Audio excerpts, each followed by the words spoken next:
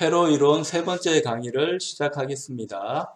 이번 강의에서는 회로 이론을 공부할 때 다양하게 배웠던 기본 개념을 상세하게 소개하겠습니다. 종속, 전원, 등가 회로, 태번행 정리, 노톤 정리, 커패시터의 특성, 인덕터의 종속 전원을 보도록 하겠습니다. 종속 전원은 네 가지가 있습니다. 먼저 전압원이 있겠고요. 그 다음에 전류원이 있겠습니다. 전압원은 전압을 내는 원천이니까 전압원이 되는 거고, 전류원은 전류를 내는 원천이니까 전류원이 됩니다. 종속 전원이라고 하면 전압원이나 전류원을 외부에서 제어를 해준다고 하는데요. 전압이 제어하는가 혹은 전류가 제어하는가에 따라서 나눠지게 됩니다. 그래서 가능한 종속 전원은 네 가지 종류가 있다고 생각을 하고요. 그 다음에 전자회로에서 중요한 부분을 보자면 전압원은 그다지 중요하지 않고 전류원이 중요합니다. 그래서 우리 집중적으로 볼 건 이 두 가지가 되겠습니다. 트랜지스터 모형은 전류원으로 모형화를 주로 하는데요. 이 전류원을 만들어 줄 때 누가 제어하느냐에 따라서 전류 제어 전류원도 있을 수가 있고 전압 제어 전류원도 있을 수가 있습니다. 보통의 BJT 같은 경우는 베이스 전류를 이용해서 컬렉터 전류를 제어하기 때문에 전류 제어 전류원이라고 볼 수 있겠고요. 자, 우리가 배운 FET 같은 새로운 형태의 트랜지스터는 게이트 전압을 조정을 해서 드레인에 흐르는 전류를 조정을 하고 있습니다. 그 측면에서 보면 FET는 등가 모형을 할 때 전압 제어 전류원이라고 볼 수 있습니다. 그래서 그리고 회로 이론에 종속 전원을 배웠는데 중요한 거는 전류원이 중요하고요. 전압이 제어하는가 전류가 제어하는가 관계없이 전류원에 대한 종속 전원이 굉장히 중요합니다. 자, 이런 복잡한 종속 전원을 사용하는 이유는 전자회로 소자 중에 특이한 비선형 특성을 가진 소자들이 있는데 대표적인 게 트랜지스터입니다. 트랜지스터를 이용하면 증폭기를 만들 수 있습니다. 증폭기를 만들면 증폭을 할 수도 있지만 발진기를 만들 수도 있고 믹서를 만들 수도 있고 다양하게 사용할 수가 있습니다. 그래서 이 트랜지스터 회로가 중요한데 트랜지스터 회로를 해석을 하려고 하면 기존의 회로 이론에서 썼던 전압, 전류, 저항이 필요합니다. 근데 기존에 썼던 전압, 전류, 저항하고는 다르게 종속 전원이라는 개념이 필요해서 회로 이론 시간에 특별히 이 종속 전원에 대해서 배웠던 겁니다.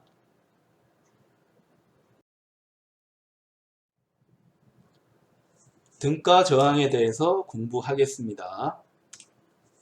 회로 이론을 배울 때 등가 회로는 도대체 왜 배울까? 이런 의문을 가집니다. 우리가 옴의 법칙, 전압 법칙, 전류 법칙을 알기 때문에 어떤 회로든지 시간만 주어지면 다 해석을 해낼 수 있습니다. 전압원이 주어졌을 때 각 소자별로 혹은 전원별로 전압 전류가 어떻게 되는지 다 계산할 수 있습니다. 그렇게 계산하면 되는데 왜 굳이 등가저항을 사용을 할까요? 근데 우리가 계산할 때마다 매번 어렵게 전압 전류 관계를 뽑아내는 건 상당히 귀찮습니다. 이 복잡한 계산 결과를 하나의 결과로 표시하고 싶습니다. 그것도 저항으로 표시하면 가장 손쉽겠죠. 그래서 이 그림에 있는 것처럼 이런 복잡한 선형 시스템, 내부가 복잡한 저항의 직렬, 병렬 네트워크로 구성이 되어 있을 겁니다. 자, 이걸 하나의 저항으로 표시하면 훨씬 더 우리가 이 시스템을 쉽게 특성을 유추할 수가 있을 겁니다. 기본 아이디어는 동일합니다. 이 선형 시스템에 뭔가 전류가 들어가게 되면 전압이 복잡하게 직렬로 병렬로 연결되어 있더라도 전압이 걸릴 겁니다. 근데 이걸 다르게 생각하면 전류가 들어갔는데 전압이 걸렸어요. 그러면 얘를 똑같은 하나의 저항으로 교체하더라도 시스템 외부에서 볼 때는 특성은 동일하겠죠.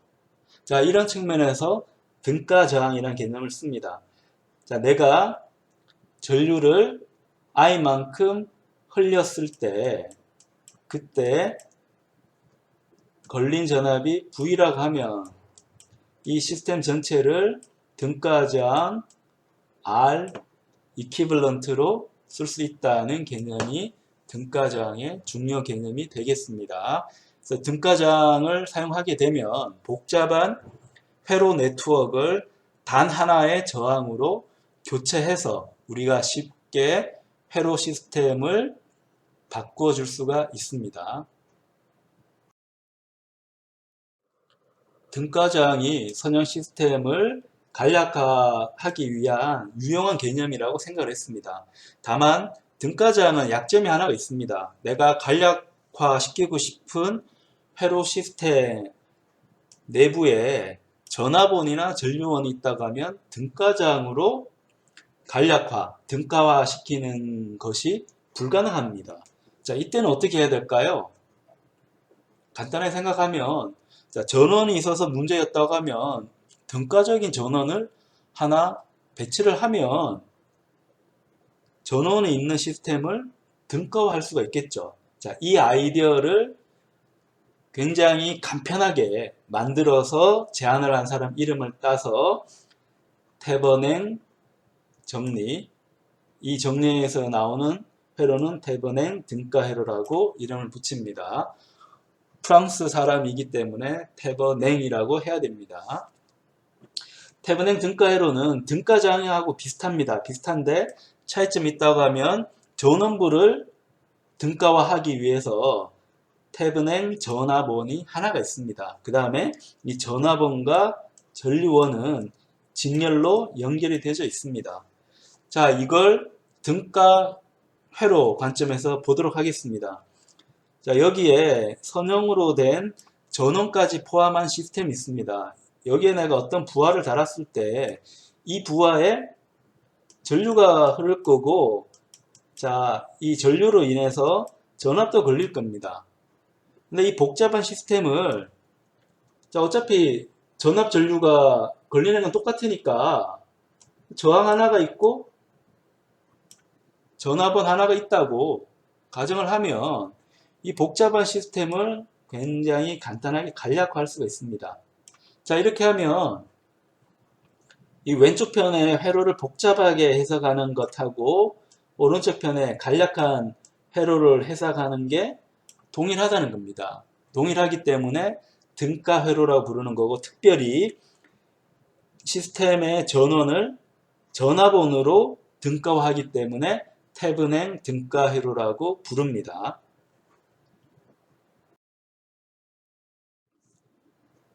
테버냉 등가 회로는 전원이 있는 회로 시스템을 모델링 할 때 굉장히 유용한 등가 회로가 됩니다.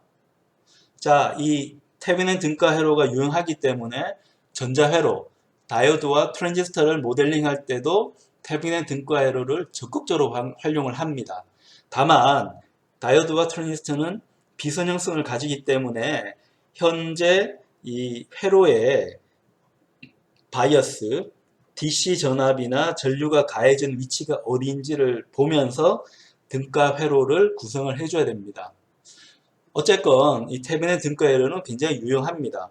근데 테버냉 등가 회로는 내가 간략화하고 싶은 시스템의 전원을 전압으로 교체한다고 했습니다. 근데 전류원으로 교체해도 괜찮겠죠.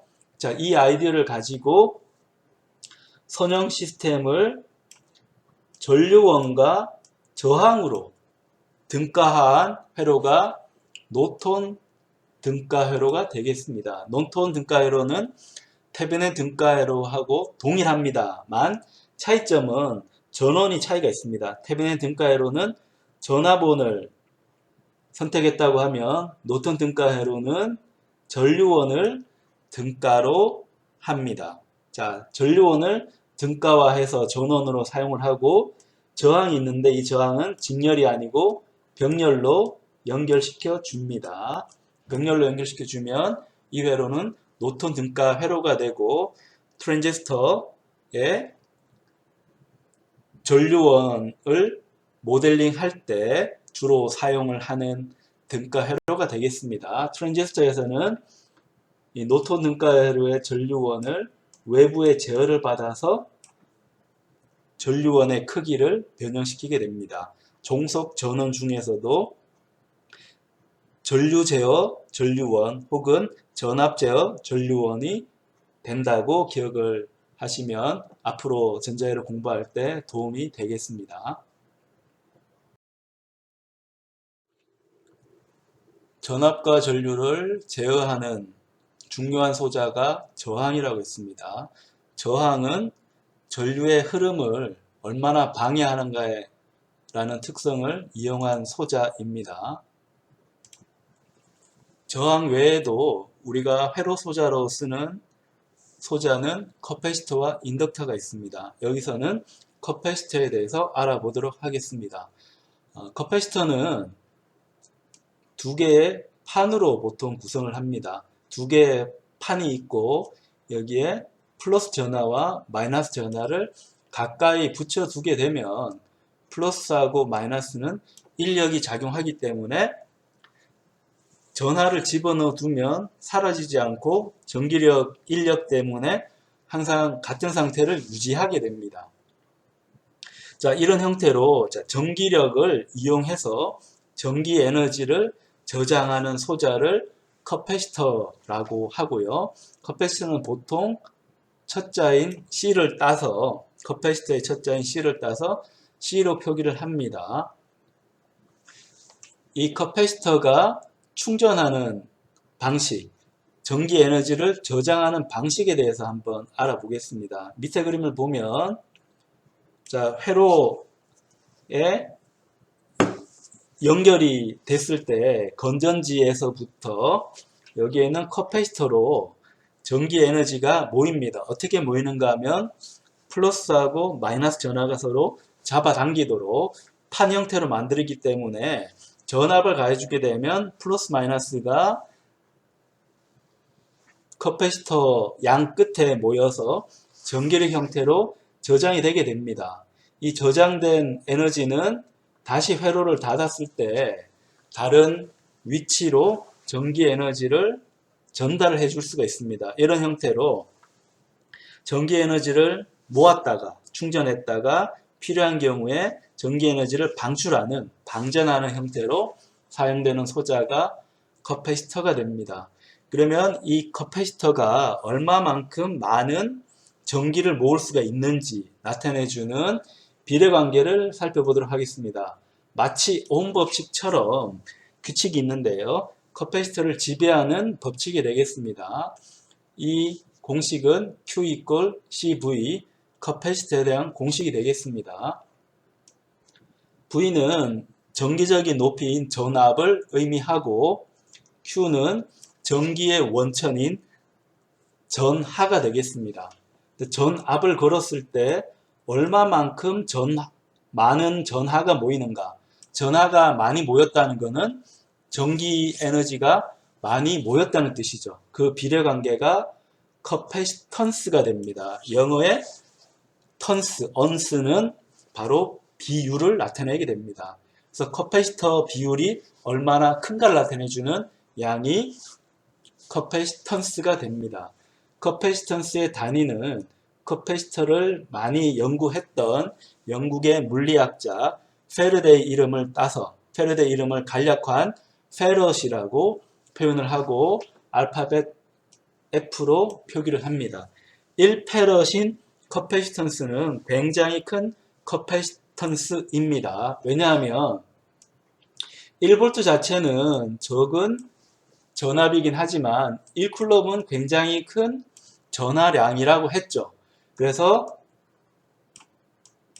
1볼트를 가했을 때 1쿨럼이 모이게 되면 1페럿이라고 하는데 1페럿이라고 하는 커패시턴스는 굉장히 큰 양이 되겠습니다.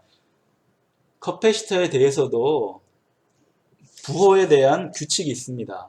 내가 전압을 플러스 마이너스로 충전을 하면 자 그때 흐르는 전류는 플러스에서 마이너스로 높은 데서 낮은 데로 간다고 생각을 합니다. 자 이게 커패시터에 대한 규칙이 되겠고 이 규칙은 이 커패시터는 수동 소자이기 때문에 전류의 흐름을 방해하는 저항에 대한 부호 규칙을 그대로 따서 커패시터에 대한 부호 규칙 플러스 마이너스 전압과 전류 흐르는 방향을 나타내주는 그 규칙으로 만들었다고 생각할 수 있습니다. 커패시터는 다양하기 때문에 만들어진 모양도 제각각입니다. 우리가 많이 쓰는 전해 커패시터도 보이고요. 꽤 크죠. 세라믹으로 만든 세라믹 커패시터도 보입니다. 전해 커패시터는 소금물과 같은 전해 물질을 이용하기 때문에 커패시턴스가 굉장히 큰 소자, 대신에 손실은 좀 많이 있는 소자고요.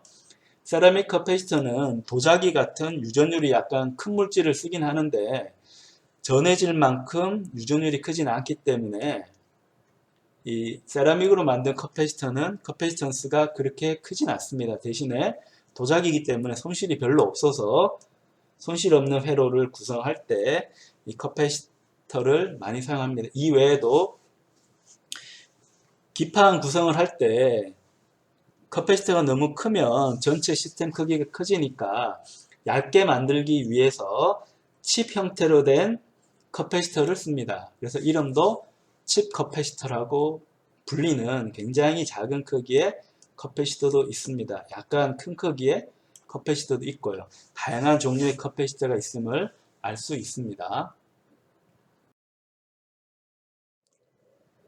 커패시터와 비슷하면서도 다른 특성을 가진 인덕터에 대해서 소개하겠습니다. 커패시터는 전기 에너지를 저장하는 소자입니다. 하지만 인덕터는 자기 에너지를 저장하는 소자입니다. 자기라는 건 뭘까요? 우리가 자기를 관찰할 수 있는 경우는 자석입니다. 자석은 자기력을 발생시킵니다.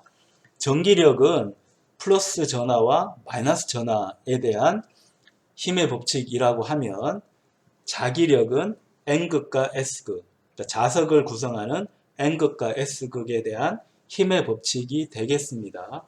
이런 자석의 성질을 자석이 아니라 코일로 만들어줄 수 있는데요. 예를 들어 코일을 이런 식으로 꼰 다음에 전류를 흘려주게 되면 전류에 의해서 자석이 생깁니다. 이걸 전자석이라고 합니다. 이 전자석을 회로적으로 사용하게 되면 인덕터라고 부릅니다. 전자석은 회로적으로 표현하면 인덕터라고 생각을 할 수 있습니다. 인덕터가 하는 일은 뭘까? 자, 자기 에너지를 저장한다고 했는데 자기 에너지는 어떻게 저장할까요? 자, 밑에 그림은 자기 에너지의 특성을 보여주는 그림입니다. 자기 에너지가 있게 되면 전기가 생깁니다. 발전이라고 하는데요. 자, 주변에 노란색으로 보이는 게 다 인덕터입니다. 인덕터를 만들어 놓고 반짝반짝 금속 빛으로 나는 부분이 자석입니다. 자석을 움직이게 되면 인덕터는 발전을 하기 때문에 전기가 생깁니다. 전기가 생겨서 전류가 흐르는데요. 이 흐르는 전류는 자기 에너지를 저장하는 성분입니다. 커패시터하고 한번 비교해보면 인덕터와 커패시터의 같은 점과 다른 점을 볼 수 있습니다. 커패시터는 전기 에너지를 저장을 하고 저장하는 형태는 전압 형태로 저장을 합니다. 하지만 인덕터는 에너지 저장 측면에서는 커패시터하고 동일하지만 인덕터는 자기 에너지를 저장을 합니다. 자기 에너지를 저장하는 형태는 전류 형태로 저장을 합니다. 그래서 자기 에너지를 저장하고 싶으면 반드시 회로를 이루는 형태로 인덕터를 구성을 하고 이 인덕터 안에 전류가 생기도록 해야 됩니다. 그러면 이 생긴 전류는 계속 흐르려고 하는 관성과 같은 성질을 가지기 때문에 자기 에너지를 저장할 수 있습니다. 다만 이 코일에는 저항이 항상 있기 때문에 처음에는 자기 에너지를 저장하기 위해서 전류가 흘렀더라도 저항이 있어서 전류는 점차 감소가 됩니다. 그래서 자기 에너지는 저장하는 게 굉장히 어렵습니다. 그래서 우리가 회로 이론할 때 전원은 전하번이 주로 존재하고 전류원은 거의 볼 수 없다고 했죠. 이 이유가 여기에 있습니다. 전류원은 자기 에너지를 이용한다는 건데 저항 없는 전류원을 만드는 게 극히 어렵습니다. 그래서 전류가 흐르는 형태의 전원을 만들기는 어려워서 전하를 저장하는 전기 에너지 형태로 전하를 저장하는 커패시터 형태의 전원, 전류원을 우리가 주로 사용을 하고 있습니다. 인덕터는 발전이라는 개념이 들어가기 때문에 회로의 특성을 예측하기가 어렵습니다만 특성은 커패시터하고 비슷합니다. 옴 법칙처럼 인덕터를 지배하는 방정식도 간단한 1차 함수 관계, 선형 관계를 이루고 있습니다. 여기에 있는 거는 파이라고 읽고요. 자속에 해당합니다. 자속은 자기장의 묶음인데요. 자기장 묶음은 자기 에너지의 특성 때문에 자기장 묶음이라는 개념을 사용을 합니다. 전기의 근원은 전하라고 했습니다. 그럼 자기의 근원은 자기에 해당하는 자하라는 게 있어야 되는데 현재까지 우리 관측 결과는 자하가 없어요. 없기 때문에 이론이 더 복잡해지는데 자하는 없지만 자석은 있습니다. 그래서 이 자석의 힘이 얼마나 강한가를 나타내주는 지표 중에 하나가 자기장의 묶음, 자속이 됩니다. 그래서 자속은 파이라는 그리스 문자로 표현을 해주고요. 이 자속은 누가 만들어주는가 하면 전류가 만들어줍니다. 전류가 흐르게 되면 자속이 됩니다. 쉽게 말하면 전류를 흘리면 전자석, 자석이 만들어진다는 뜻입니다. 자석이 만들어진다는 뜻이고 얼마만큼 큰 자석이 만들어질까? 정확하게는 자기장 묶음, 자속이 얼마나 만들어질까는 비례상수가 존재하는데 그 비례상수는 인덕터의 비율이라고 해서 인덕턴스라고 이름을 붙입니다. 이 인덕턴스의 단위는 헨리가 되고요. 자기장 하에서 코일을 뒀을 때 자기장을 시간적으로 변화시키면 발전이 된다는 법칙을 두 번째로 발견한 물리학자가 있습니다. 그 사람 이름이 미국 사람 헨리이기 때문에 헨리라는 단위를 사용하게 됩니다. 근데 단위 입장에서 보면 이상하지 않나요? 첫 번째 개발한 사람이 단위 이름으로 들어가야 될 건데 왜 두 번째 개발한 사람이 발명한 사람이 들어갔을까요? 왜냐하면 코일 속에서 자기장을 시간적으로 변화시켰을 때 발전이 된다는 원리를 발견한 사람은 패러데이입니다. 영국의 물리학자 패러데이인데 패러데이 이름은 커패시터도 연구를 열심히 했기 때문에 커패시터 단위로 이미 들어갔습니다. 그래서 같은 이름을 두 번 쓸 수 없기 때문에 두 번째 발견자인 미국 물리학자 헨리 이름을 따서 H로 표기를 합니다. 인덕터에 대한 부호 규칙은 저항이나 커패시터하고 동일합니다. 전류가 흘러 들어갔을 때 마치 저항처럼 전압이 높은 데서 낮은 데로 흐른다는 의미에서 인덕터를 저항과 동일하게 표기를 합니다. 하지만 착각하면 안 되는 게 이 인덕터는 저항 역할을 하는 게 아니고 발전 역할을 합니다. 오히려 전기 에너지를 생성하는 역할을 할 수도 있습니다. 커패시터도 마찬가지입니다. 저항과 같은 부호 규칙을 따랐지만 커패시터는 저항처럼 에너지를 소비하는 소자가 아니고 에너지를 전기 형태로 저장하고 있다가 필요한 경우에 방전을 합니다. 마찬가지로 인덕터도 자기 에너지 형태로 에너지를 저장하고 있다가 필요한 경우에 에너지를 방출을 합니다. 그래서 저항하고 비슷하게 이론화는 되어져 있지만 특성은 확연히 다르다는 것을 이해를 해야 합니다. 인덕터도 회로 부품으로 많이 사용하기 때문에 종류가 많이 있습니다. 페라이트과 같은 강한 자성을 띠는 물체에 전자석을 만들기 위해서 선을 꼬아서 이렇게 만드는 경우도 있고요. 그 동그란 토로스 형태가 아니고 원기둥 형태, 이게 보통 쓰는 전자석 형태죠. 이런 형태를 만들 수도 있고, 회로 부품을 하기 위해서 이렇게 생긴 모양을 하나의 패키지 안에 넣어서 만드는 경우도 있고, 뭐 여러 가지 경우도 있습니다.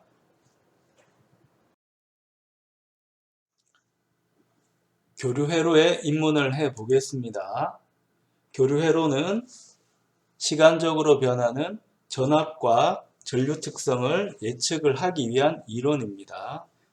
자, 우리가 직류에 대한 회로 이론 법칙을 상세하게 공부를 했습니다. 다행인 부분은 직류에서 배운 회로 이론 법칙이 교류 회로 이론에서도 거의 그대로 적용된다는 반가운 소식이 있습니다. 회로 이론에서 중요한 회로 법칙은 옴의 법칙이라고 이름을 붙였습니다.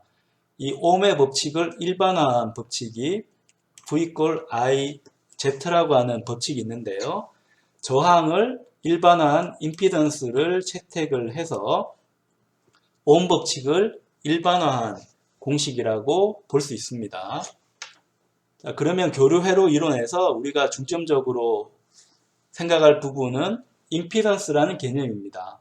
알파벳 Z로 표기하는데요. 임피던스에 대해서 먼저 알아보도록 하겠습니다. 이 임피던스는 직류에서 배운 저항과 매우 유사한 개념입니다. 임피던스라는 말은 사전을 찾아보면 방해하는 비율입니다. 커패시턴스와 인덕턴스에서도 강조했듯이 영어의 언스라는 표현은 비율이라는 뜻입니다. 그래서 임피던스는 방해하는 비율이 되고, 방해한다는 건 저항한다는 거하고 굉장히 유사한 이름이죠. 맞습니다. 저항을 뜻하는 레지스턴스와 방해한다는 임피던스는 사실 같은 개념입니다. 같은 개념인데 레지스턴스는 직류에 쓰기 위해서 제안을 한 개념이라고 하면 임피던스는 교류에 쓰기 위해서 제안을 한 개념입니다. 그래서 임피던스는 교류를 위한 저항이라고 보면 됩니다. 그래서 더 풀어서 이야기하면 교류, 전압이나 전류를 해석할 때 사용하는 전류를 방해하는, 전류에 저항하는 비율이 임피던스가 됩니다. 자, 이렇게 따지고 보면 직류회로하고 교류회로는 거의 동일할 것 같은데 한 가지 차이점이 있습니다. 직류회로를 계산할 때는 우리가 계산하는 범위가 실수범위, 1.234 이렇게 소수점을 까지 고려해가지고 정확하게 계산한다고 하면 임피던스는 복소수입니다. J가 보이죠? 수학에서는 I를 복소수의 기본 글자로 사용했는데 회로 이론에서는 I는 전류로 쓰기 때문에 I 대신에 J를 가지고 순호수 -1의 거듭 제곱근을 표기를 해 줍니다. 그래서 여기에 있는 J는 복소수에 썼던 J라고 생각을 할 수 있고요. 자, 그러다 보니까 실수하고 순호수가 들어갔기 때문에 임피던스는 복소수가 됩니다. 그래서 직류회로 해석에서는 단순한 사칙 연산만 하면 답을 얻을 수 있었지만 교류회로 해석에는 반드시 복소수가 들어가서 복소수에 대한 사칙 연산을 해야 됩니다. 그 임피던스에 실수부와 허수부가 있다는 뜻인데요.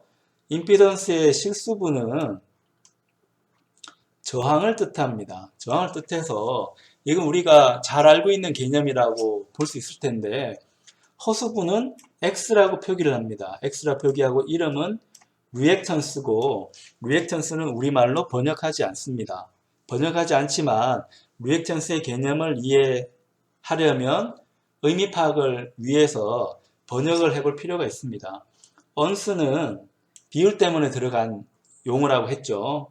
그러면 리액트란 말을 써야 되는데 리액트는 작용 반작용할 때 반작용을 뜻합니다. 반작용 비율을 리액턴스로 하고 알파벳 X로 교류 회로 이론에서는 표기한다고 생각을 할 텐데 리액턴스는 반작용입니다. 근데 반작용이 왜 들어갔을까요? 리액턴스는 인덕터와 커패시터를 위해서 쓰이는 임피던스의 호수부입니다. 인덕턴스와 커패시턴스.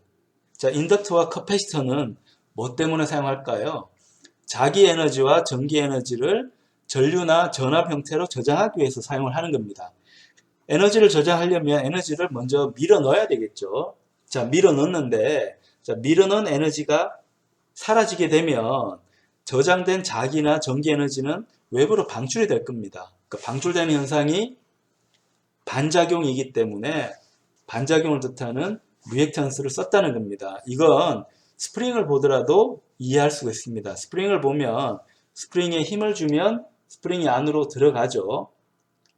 작용을 했다는 뜻입니다. 근데 힘을 제거하면 스프링은 반발력에 의해서 반작용, 튕기는 특성을 보입니다. 자, 이런 것처럼 스프링도 에너지를 스프링 탄성 에너지 형태로 가지고 있습니다. 가지고 있다가 외부 힘이 제거되면 힘을 바깥으로 분출을 해냅니다. 자, 그런 것처럼 인덕터와 커패시터도 저장된 에너지를 외부 힘이 제거됐을 때 외부로 방출하기 때문에 반작용에 해당하는 리액턴스 값이 붙었다고 생각할 수 있습니다. 그러면 자, 임피던스에 대한 일반적인 법칙을 유도를 해 보겠습니다. 우리가 앞에 배웠던 저항, 커패시터, 인덕터에 대한 공식을 보겠습니다. 자, 회로 법칙은 전압과 전류에 대한 비율 관계가 중요합니다. 이 관계가 중요함은 옴이 잘 설명했죠. 그래서 옴 법칙이라고 하는 거고, 교류 회로도 직류 회로의 개념을 본따서 일반화 시키기 때문에 옴 법칙을 만드는 게 중요합니다. 근데 이 식을 보면 커패시터인 경우는 전압은 있지만 전류가 없습니다. 그래서 이 식을 한번 미분을 합니다. 그럼 전류가 시간적으로 바뀌게 되면 전하가 시간적으로 바뀌게 되면 전하가 움직였다는 뜻이죠. 전하가 움직이면 전류가 됩니다. 그래서 커패시터를 위한 회로 이론 공식은 전압에 대한 시간적인 변화가 전류를 만들어 준다는 공식을 만들어낼 수가 있습니다. 마찬가지로 인덕터도 보면 전류는 있지만 전압이 없습니다. 그래서 자속을 시간에 대해서 한번 미분을 해줍니다. 자속에 대해서 시간 미분을 왜 해주나요? 자속에 대해서 시간 미분을 해주면 발전된 전압인 기전력을 얻을 수가 있습니다. 뭔가 복잡한 내용이죠. 복잡할 수밖에 없습니다. 이 부분은 패러데이가 발견했던 전자기 유도 법칙입니다. 자속을 시간적으로 바꾸어주면 기전력, 새롭게 발전된 전압이 생긴다는 뜻입니다. 굉장히 이해하기 어려운 법칙 중에 하나입니다.